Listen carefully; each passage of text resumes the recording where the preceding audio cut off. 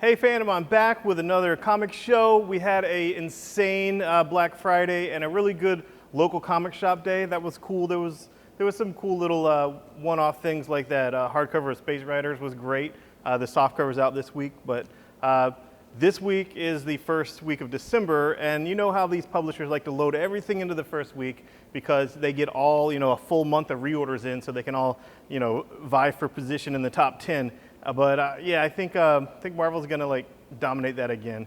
This week, my favorite book was Daredevil 1 by Charles Soule. You got Garnier on art, and it was just, this is the book that Charles Soule was born to write. Like, honestly, this is the book that he spent his whole career wanting to write. He's a lawyer, he did She-Hulk, but Daredevil is and no, that's not Gambit on the cover. And I'm not gonna say who it is because, people would be, oh, that's a spoiler, and it's like, yeah, but it was in interviews when he said this and this. But anyway, it's cool. It's cool who it is. And Charles Soule gives us a Daredevil and a Matt Murdock that are both pretty darn badass. The costume's great, the tweak on the costume. He's back in New York, all that stuff. It's just this kind of iconic Daredevil at this point that's really neat. I think this is going to be a legendary run, and I don't think Charles Soule has any plans to leave this book anytime soon, to pry it out of his cold dead hands. So get ready for that. That's awesome.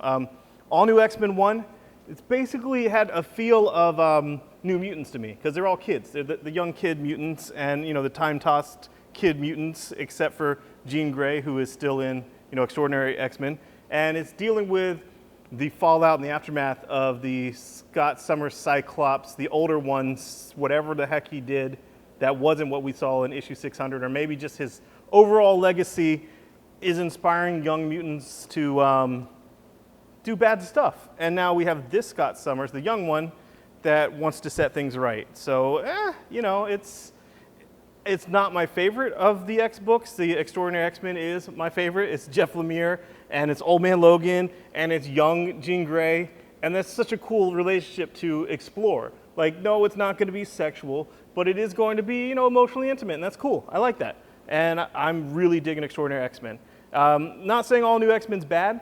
It's basically, do you want to follow these kids doing kid stuff, teenager stuff, wild stuff, and the world, it's weird figuring out what this world is for mutants when we didn't really see Scott necessarily die or not die on panel, other than Secret Wars, maybe, whatever, who knows about that. It's weird. I'm putting it together, and I'm really digging Extraordinary X-Men. All new Inhumans. This is Charles Soule and Asmus co-writing, and it was good. It was good.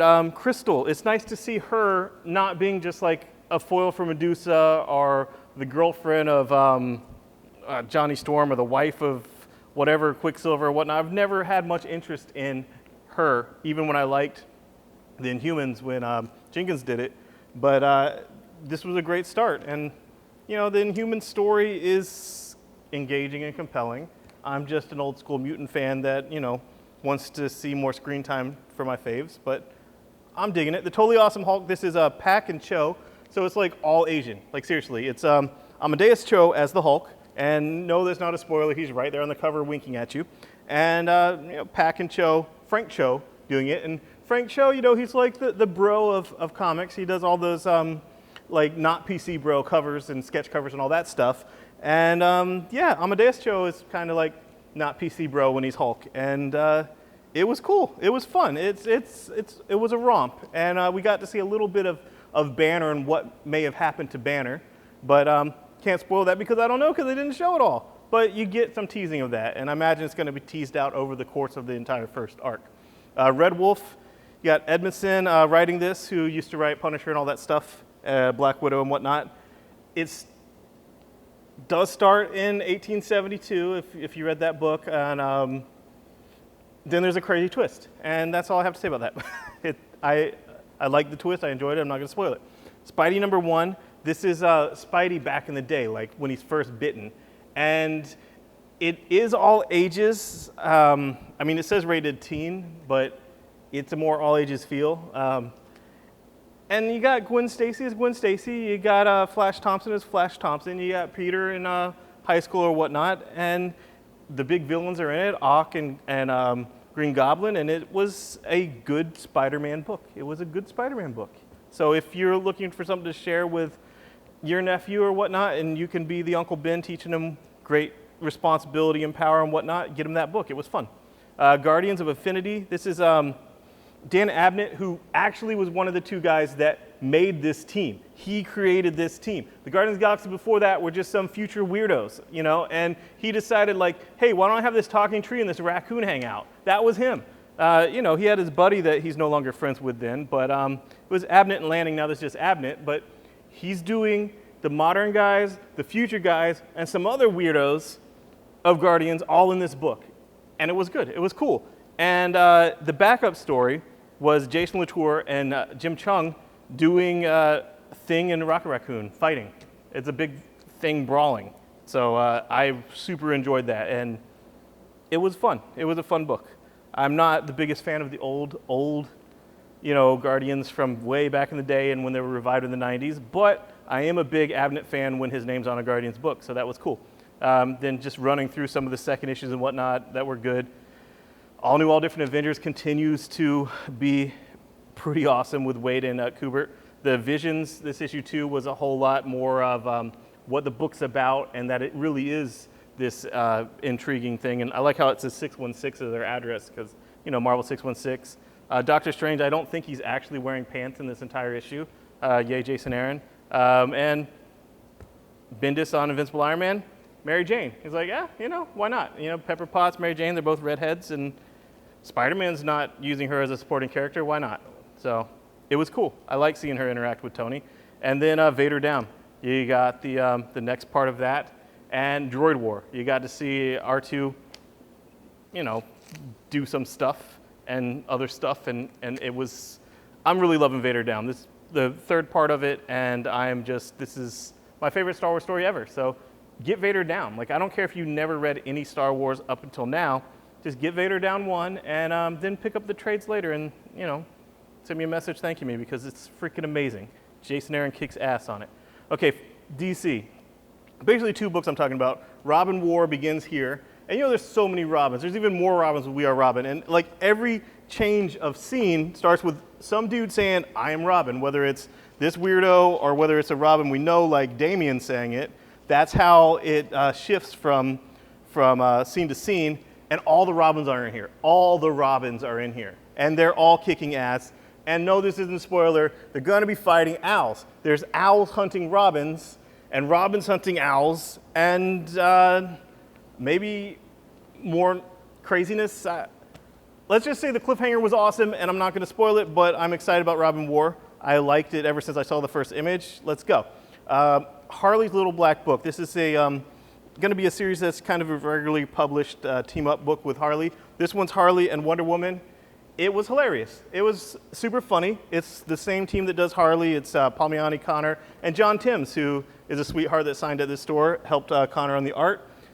And the weird thing about this, the kind of cool thing about this, is there are variants that are bagged up for the same price with these black covers. And the variants for all the regular DC books, instead of like Looney Tunes or whatever they do, is bagged up too. So you see Green Lantern, which, oh my God, this issue had the most ridiculous cliffhanger. If you are no longer reading Green Lantern, I think you should at least look at the last page of this and go, holy shit, what the F?